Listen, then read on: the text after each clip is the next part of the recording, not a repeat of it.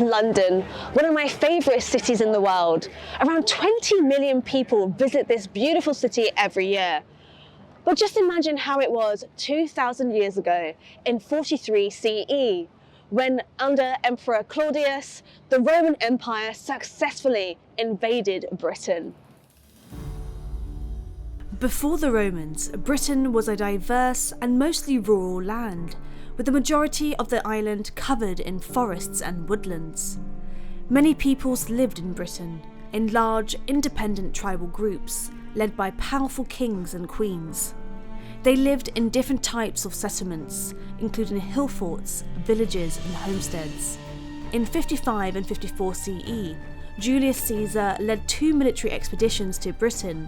In the century following Caesar, Britons and Romans interacted more.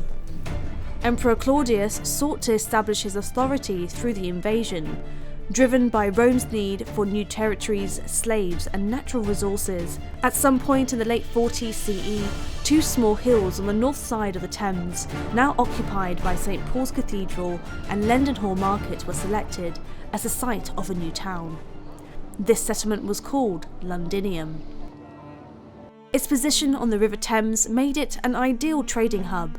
The river, a lifeline of the Roman Empire, facilitated the transport of goods and soldiers.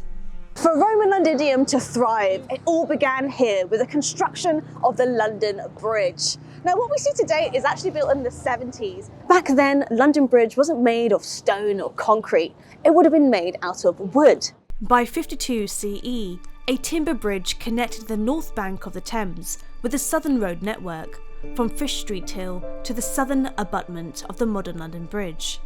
This was in use until the turn of the century, when a more permanent bridge, possibly made from masonry piers and timber decking, and a central drawbridge replaced it. From this corner that the Roman London Bridge would have started. And we can even see a part of the Roman wall for ourselves just over here, tucked away in St Magnus the Martyr Church. And it's even where the 12th century London Bridge started. The position of the bridge was an important road junction that connected the southeast territories from Richborough to St Albans and Colchester. Londinium, the Roman name for London, was initially just an outpost on the edge of the Roman Empire. However, it quickly grew into a vital centre of Roman economic and military power. Its strategic location along the River Thames made it a suitable area for a supply base, crucial for the Roman army's need for continuous supplies as they expanded Rome's control further into Britain. The Roman grid system of streets and the construction of durable roads were revolutionary. Some of London's roads still flow on the same alignment. These innovations not only helped military movements, but also the local population. However, there was resistance to Rome's expansion in Britain.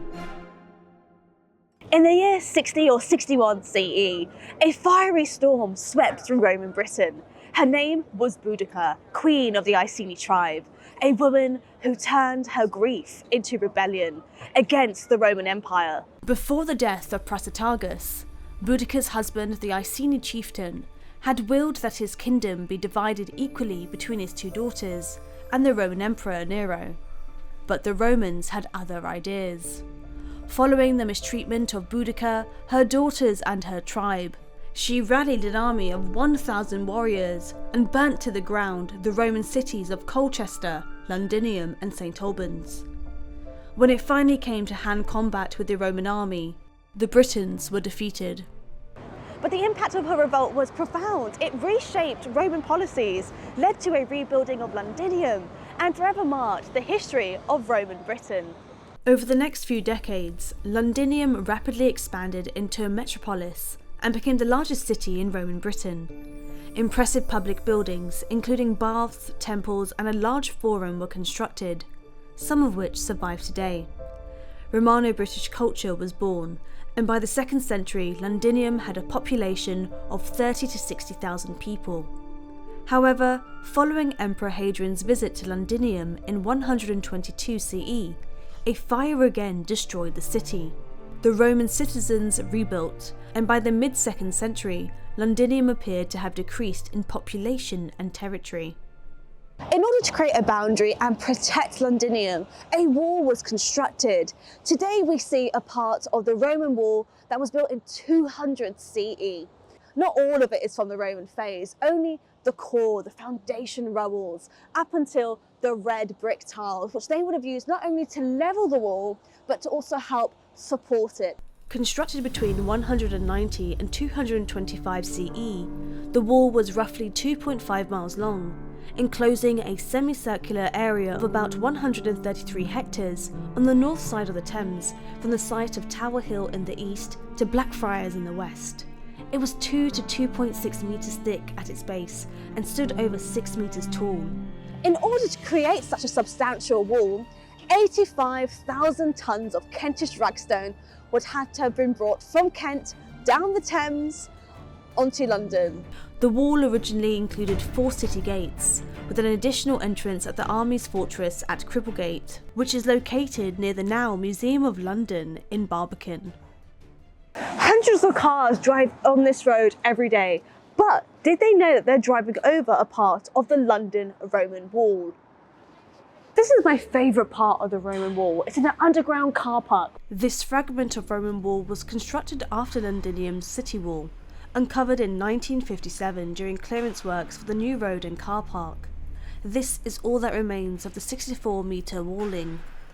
Linking the major routeways into London, gateways were constructed at the points of entry at Aldgate, Bishopsgate, Newgate and Ludgate. These names are still used today.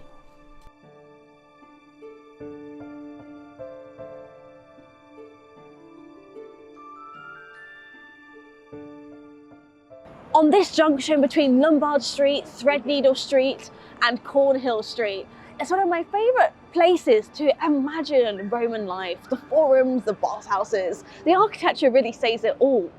Here, amidst towering skyscrapers, lies the blueprint of ancient city planning. Leadenhall Market was established in the 12th century. However, construction for the Victorian market we see today revealed evidence of the Forum and Basilica, which was in use from 70 CE to 300 CE. The Forum was a lively open square surrounded by shops. Adjacent to it, the Basilica, a large impressive building, functioned as the administrative and judicial heart of the city, hosting various official and civic activities. Together, these structures formed the core of public governmental life in Roman Londinium. Spanning nearly 2 hectares of land and reaching heights equivalent to a 3-storey building, this structure was larger than the current St. Paul's Cathedral. And inside this hairdresser's shop, you can see a part of the foundations.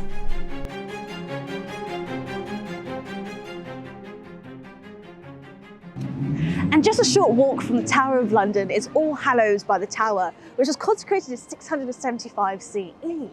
But I'm not here to tell you about the 7th century church. I want to show you a Roman pavement. Today, this is one of the most perfectly preserved, tessellated surfaces in the city of London. By the 2nd century, Londinium had become the busiest city in Roman Britain. Around 60,000 people lived here. Here's an example of a Roman pavement. The surface level where Romano-British people would have walked on. And we can see it for ourselves, underneath a 7th century church. Isn't that amazing? We also have an opportunity to take a glimpse at the domestic side of life in Londinium. We have some great artefacts here, everything from some Roman lamps, which you have here, these lovely little quaint items, but vital for Roman life. No electricity back then. If we venture this way, you'll actually see some pins. My favourite is where it says number 19, so you have some hairpins there. And then we even have some red slipware. And it's just fantastic to see these everyday items and a little glimpse into that part of life.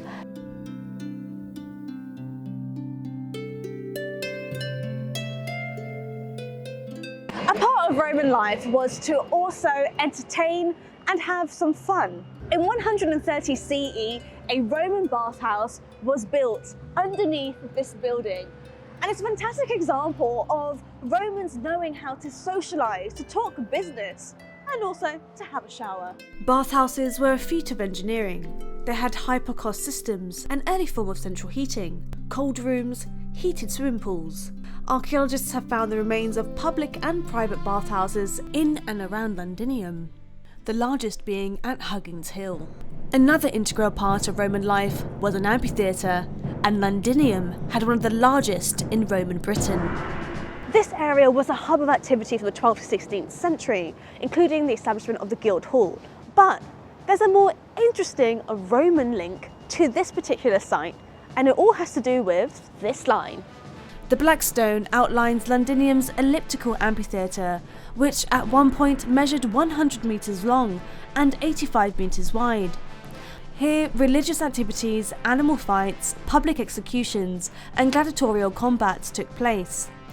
Archaeological investigations revealed disarticulated bones from wild boars, bulls, and brown bears, as well as curses, pearl jewellery, and cooking utensils. And here we are, inside Roman London's amphitheatre, of what survives to date. Around 70 CE, the first amphitheatre was constructed out of timber. Although only the eastern end was found, it's possible to calculate that it was around 87 metres long and 74 metres wide. Around 200 CE, we see the amphitheatre expand as it accommodates the growing city's needs. The enlarged amphitheatre held between 7,000 and 10,500 spectators. By comparison, the Royal Albert Hall has a capacity of just over 5,000. Nearly all the activities shown to the Londiniums would have ended in death.